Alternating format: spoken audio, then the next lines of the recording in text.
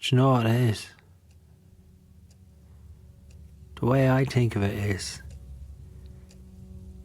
it's the persistence of memory.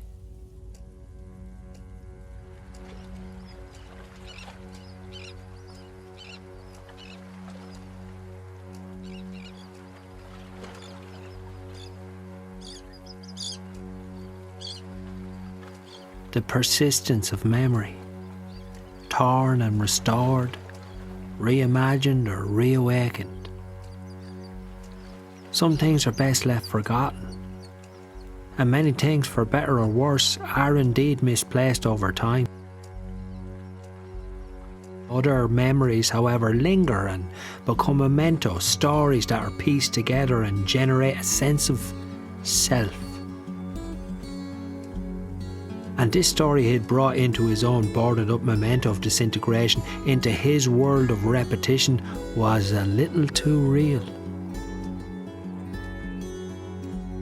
This was not a simple story.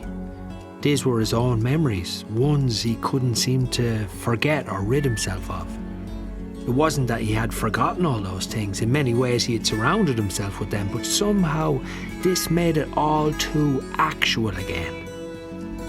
It was like he was seeing his life relived for the entertainment of others. They didn't know the taste of the salt in those waves, and he didn't want to be reminded of them anymore himself. Unbeknownst to anyone that actually cared to know, he actually visited the sea quite often. It was one of those things that the newspapers regularly suggested, and he had often found himself sitting there as if he was waiting at a bus stop. Sitting and waiting for something that never arrived. Remembering, lingering, as if a person might materialise, having read his thoughts and been waiting for the right current to arrive from the not too distant muddled distance.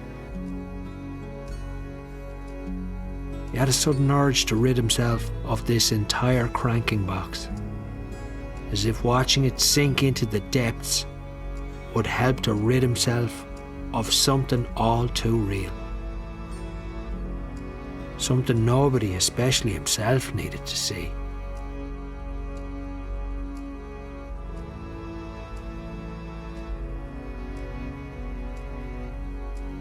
It was there he felt he should watch this float out to sea, cast itself aside, leave it back where it belonged.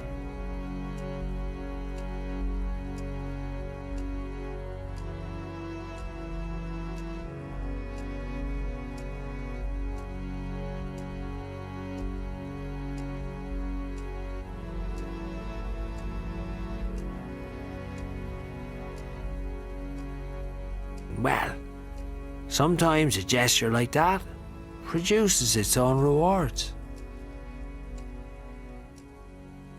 And allow him to return to the sanctity of his own space.